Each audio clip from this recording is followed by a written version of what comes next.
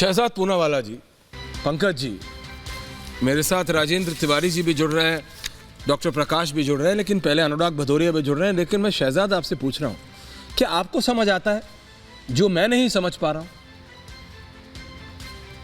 जो कांग्रेस की उस महान टीम और राहुल गांधी को समझ आता है कि पनौती बोल के वो क्या साधना चाह रहे हैं Shahzad? Let's be very clear, direct to the point Shahzad. And I am not well Shahzad, इसलिए आज आप हमारे स्टूडियोज में हैं, लेकिन तब भी हम एक साथ नहीं है। सॉरी फॉर दैट जी। देखिए ऐश्वर्या जी, ये तो कांग्रेस गाली गलौज की दुकान बन चुकी है, ये स्थापित हो चुका है। मौत का सौदागर से लेकर तू चाय बेच, गंगू तेली, भस्मसूर, नीच, मोदी समाज को गाली, उनके माता पिता को गाली, और अब राहुल युग में जब आए हैं तो पनौती। पनौती का मतलब क्या है? पनौती वो शब्द है जो मूलतः महिला विरोधी भी है, और पनौती वो शब्द है जिससे कि कई सारी जातियों को गलत तरीके से अलग रखा गया, उनको एक प्रकार से दूर किया गया। मतलब ये सामंती सोच दिखाता है राहुल गांधी का कि जब वो किसी को पनौती बोलते हैं।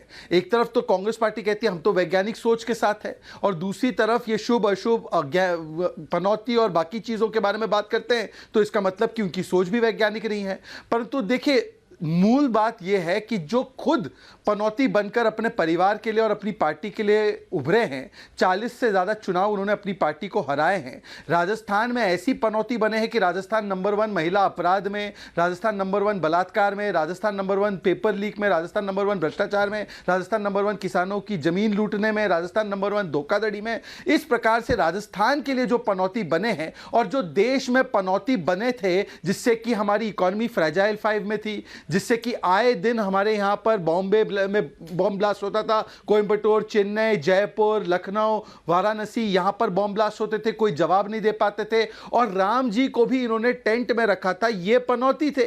और आज जब राम जी टेंट से निकलकर राम मंदिर में उनको एक प्रकार से उनकी स्थापना होगी, वो विराजमान होंगे, तो निश्चित रूप से जो राम जी को टेंट में रखना चाह रहे थे, आज उनके लिए ऐसी चीजें पनौती ही दिखेगी उनको।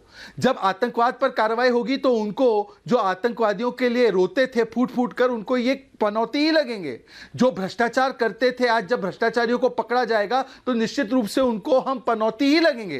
तो इसीलिए आज कांग्रेस पार्टी को, भ्रष्टाचारियों को, आतंकवादियों को भारतीय जनता पार्टी और मोदी जी पनौती लग रहे हैं। तो इसका एक स्वाभाविक कारण है, क्योंकि सभी आतंकी समर्थकों को, भ्रष्टाचारी समर्थकों को, तुष्टीकरण की राजनीति करने वाले लोगों को हम पनौती ही लग रहे हैं। और उनकी पनौती ऐसी लगी है कि अब उनको प्रधानमंत्री बनने का कभी भी अवसर नहीं मिलने वाला। तो निश्चित रूप से अगर वो ये शब्दावली इस्तेमाल कर रहे हैं तो वो उनकी बपौती बन चुकी है। उनको लगता है कि प्रधानमंत्री पद ये मेरे परिवार की बपौती है, इसलिए अगर कोई चाय वाले का बेटा, कोई ओबीसी समाज से कोई आता है और वो बैठ जाए तो मैं उसको पनौती मोदी, पीएम पद को पनौती मोदी कहूंगा, और मैं तेली समाज को भी अपमानित करूंगा, कहूंगा कि ये ओबीसी ही नहीं है। इस प्रकार की शब्दावली इस्तेमाल करूंगा।